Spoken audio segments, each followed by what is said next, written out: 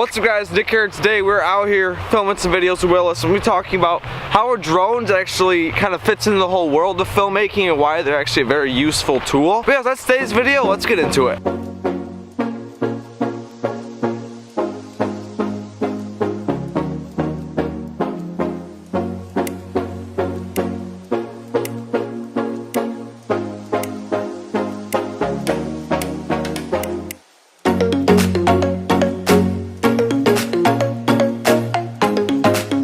Alright, so one of the great things about using drone when you're filmmaking is the fact that they are great for establishing shots when you're just showing your location, where you are, whenever you're making a certain cinematic sequence. A drone definitely helps with that just because you can get higher and it has a nice wide angle lens on it. They also work for if you're like doing some sort of crowd type stuff, like if you're shooting a commercial for a big product and you want to show a line waiting for it outside like an Apple store or something. A drone would definitely work for that because you can get a nice aerial shot of everyone waiting. And as I said, just basic establishing shots are great with the drone. Honestly, my opinion on filmmaking, I absolutely love it and just the art of filmmaking. And like when it comes to drones, I mean, I feel like it's all just for like a better perspective or like different point of view. But I feel like it's all depending as of who's doing the filmmaking.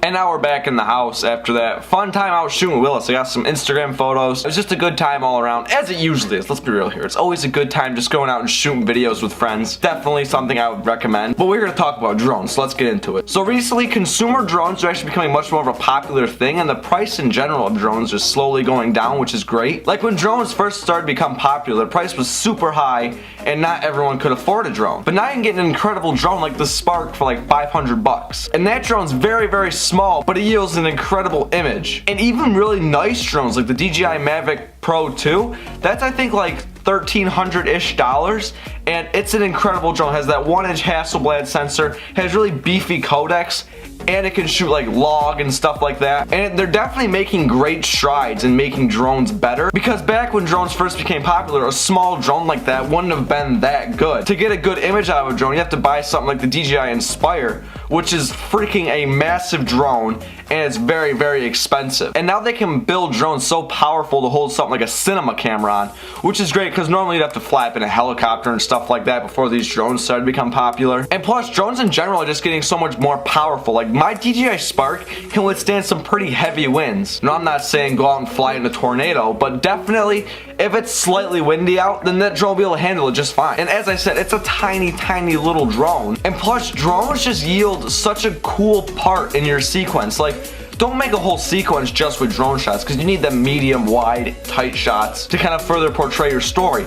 But definitely using a drone to just make something look cool and kind of get, as we said outside, those establishing shots is definitely becoming a lot more accessible with the price coming down. And now something I personally like to see in these consumer drones, it'd be nice to implement some log profiles and stuff, just because the DJI Spark really doesn't have one. There's not too many custom controls. But that's not to say it's a bad image or that the dynamic range in it's bad. It's actually really incredible. But just that log profile just open up a little bit more of a professional world for a consumer drone. And now obviously a drone being as good as like a DSLR or something is a little bit further down the road, because you can't beat a nice DSLR with a really awesome piece of glass on it. We're not quite there yet with drones, but we're definitely getting there. And that's great to see that all these companies are implementing new technologies and stuff in drones to optimize them for the best performance. And the wireless controls in drones are actually getting really good. Like the Wi-Fi in my DJI Spark, because that doesn't use radio signals, is incredible. I can fly my drone comfortably about 2,500 feet from my home point. Now, I personally don't like to do that because I always like to have that drone in my sight, but I've seen people go out like 9,000 feet with just the Wi-Fi signal. Now, they had perfect conditions when they did it, but it was still super cool to see that just this Wi-Fi coming out of the drone and connecting to your phone can do something like that. And something like the Spark can even be controlled by your phone. Now, obviously, that's not the best way to do it. You want to have a nice controller, which comes with the Fly More kit. The fact you can just sit there on your phone controlling it, doing all that fancy stuff, is still really cool because you always have your smartphone in your pocket. And most controllers now have custom buttons where you can program do different things. Like the DJI Spark controller has a nice programmable button on it and also has dedicated buttons to record and photo. And now the gimbals that are built in on drones. The DJI Spark is a 2-axis gimbal, but a lot of drones are using 3-axis gimbal gimbals, which will give you incredible performance. Even when the drone's really shaking midair because of wind or whatever, it's very, very inconspicuous considering the fact that the gimbals they're putting on there are so good. And now something that DJI is kind of starting to experiment is their Mavic Zoom, which has like a 2x optical zoom lens on it. And I think that'll open up a lot to filmmakers with drones, just because then you can kind of get tight shots with a drone, which has kind of been inaccessible because drones have that fixed wide angle lens, which is great, don't get me wrong, I love shooting wide, and I feel like maybe right now there isn't a huge demand for a drone with a tighter lens on it. But now if we talk further down the road,